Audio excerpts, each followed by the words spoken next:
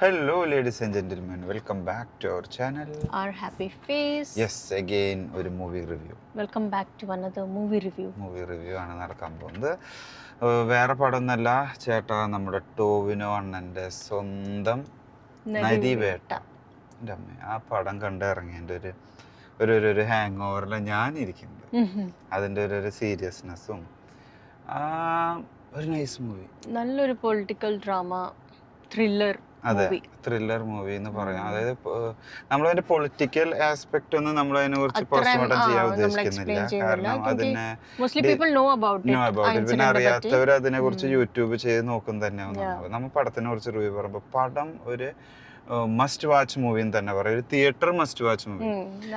തിയേറ്ററിൽ നിന്ന് കാണുമ്പോൾ നമുക്ക് ഒരു ഉള്ളിൽ നിന്ന് ഒരു സാധനം വരും ആ പടം കാണുമ്പോൾ. എസ്പെഷ്യലി നമ്മുടെ ടോവിനോയും സുരാജിന്റെയും ആ ഒരു കോംബോ, എനിക്ക് തോന്നുന്നു ഈ ഒരു കോംബോ ഇത് കുറച്ച് പടങ്ങളിലേക്ക് പോകാനുള്ള കോംബോ തന്നെയാണ്. നമുക്ക് അവരുടെ ഒരു സിങ്കും ആ ഒരു ക്യാരക്ടറിനും എല്ലാം നമുക്ക് ഇഷ്ടപ്പെട്ടു പോകും. ടോവിനോ നമുക്ക് എല്ലാവർക്കും അറിയാം, he is a very good actor and he being the main character in this movie, he played it really well. Varghese എന്ന പേരുള്ള ക്യാരക്ടറാണ് ഇതിൽ പോയി അഭിനയിച്ചിട്ടുള്ളത്. Then supporting character ആയിട്ട് റോൾ ആയിട്ട് പ്ലേ ചെയ്ത Suraj, he is also a very good actor. സുരാജിന്റെ ഒക്കെ ശരിക്കും നമുക്ക് ടച്ച് ആവും ചില സുരാജ്. പണ്ട് നമ്മൾ Suraj he was only associated with comedy.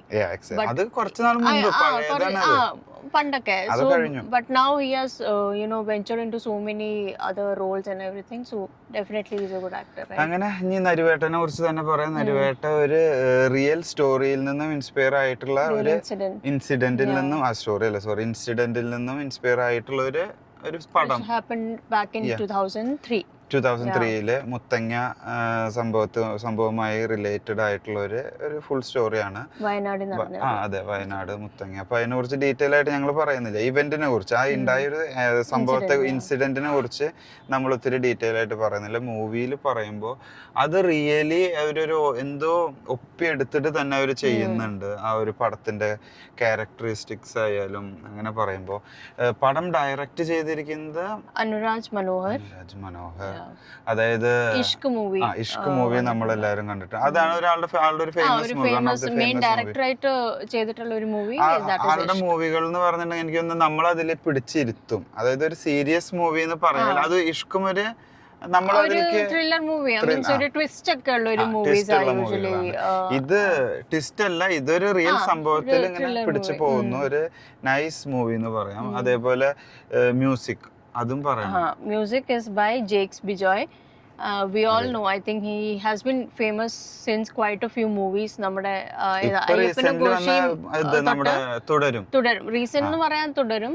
പിന്നെ അതേപോലെ ഈ പറഞ്ഞ പോലെ അയ്യപ്പനും കോശിയും. ഐ തിങ്ക് ജേക്സ് മ്യൂസിക് ഒരു ജോണർ ഉണ്ട്, ഒരു ട്രഡീഷണൽ ടച്ച് ഉള്ള ബീറ്റ്സ് ഒക്കെ ഉള്ള ഒരു സ്പെഷ്യൽ മ്യൂസിക് ആ ജേക്സ് ബിജോയ്. അതായത് നമ്മുടെ ഒരു ട്രൈബൽ ടച്ച് വരുന്ന ഒരു ഫീല് കിട്ടുന്ന ഒരു മൂവി, ഒരു സോങ്സ് ആണ് അതിലെപ്പോഴും ഉണ്ടാവാറുള്ളത്. ആളുടെ ഒരു കഥ അത് ആവശ്യപ്പെടുമ്പോൾ ആ ഒരു പാട്ടുകൾ അവരിങ്ങനെ ചെയ്യുന്നുണ്ട്. അങ്ങനത്തെ തന്നെ മൂവീസ് ആയിരുന്നു അയ്യപ്പനും കോശിയും, തുടരും മ്യൂസിക് ആയാലും. And the music in this movie, what I feel is that ആ മ്യൂസിക്കിന്റെ ലിറിക്സ് के through they are conveying the story of the tribal life.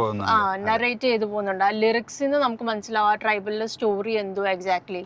So അങ്ങനെ ഹാഫ് ഓഫ് ദ സ്റ്റോറി ആ മ്യൂസിക്കിൽ നമുക്ക് ആക്ച്വലി ഇതിൽ രണ്ട് കഥകള്, അതായത് ഒരു റിയൽ ഇൻസിഡന്റ് നടക്കുന്ന ഒരു സ്ഥലത്തെ കഥയും പിന്നെ പാരലലി ഒരു വ്യക്തിയുടെ ലൈഫിൽ ഉണ്ടാവുന്ന ഒരു സ്റ്റോറിയും കൂടി ഇങ്ങനെ സിങ്ക് ആയിട്ട് ലാസ്റ്റ് മൊമെന്റിലേക്ക് സിങ്ക് ആവും. രണ്ട് ഡിഫറെന്റ് ഏരിയയിൽ നിന്ന് ഇങ്ങനെ പോയി പിന്നെ അത് രണ്ടും കൂടിയിട്ട് സിങ്ക് ആവുന്ന ഒരു മൂവിയാണ്. First half is about that Tovino's character, how he gets into this incident and everything. Second ഹാഫിലോട്ട് അങ്ങനെ പോകുന്ന ഒരു ലാസ്റ്റ് മൊമെന്റ് ഫസ്റ്റ് കാണിച്ച് അങ്ങനെ കട്ട് ചെയ്ത ഒരു രീതിയിൽ പോകുന്നുണ്ട്.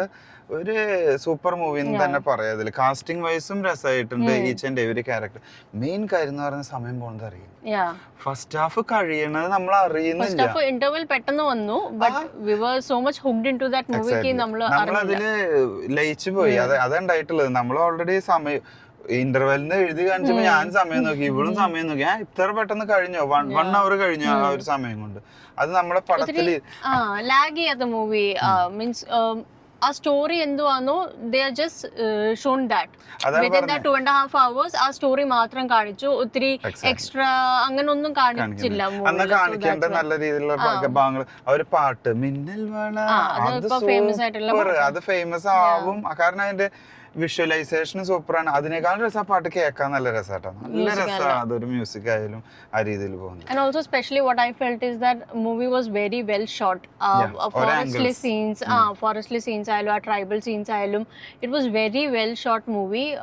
slow mo ആയാലും എല്ലാം ഒരു effect. it was really nice. ഒരു പോലീസ് ക്യാമ്പിന്റെ ഉള്ളിലാണ് കേട്ടോ ഇതൊക്കെ നടക്കുന്നത്. അതിന്നാണ് സ്റ്റോറി ഒക്കെ ബിൽഡപ്പ് ചെയ്ത് പോകുന്നതും കൂടുതൽ അങ്ങനത്തെ സീനുകളൊക്കെ ആയിട്ട്. And obviously it was happening in Wayanad. So Wayanad obviously is such a place that അവര് നല്ലതായിട്ട് ഷൂട്ട് കാണിക്കുന്നില്ല. ബട്ട് ഉള്ള shots it was really well shot.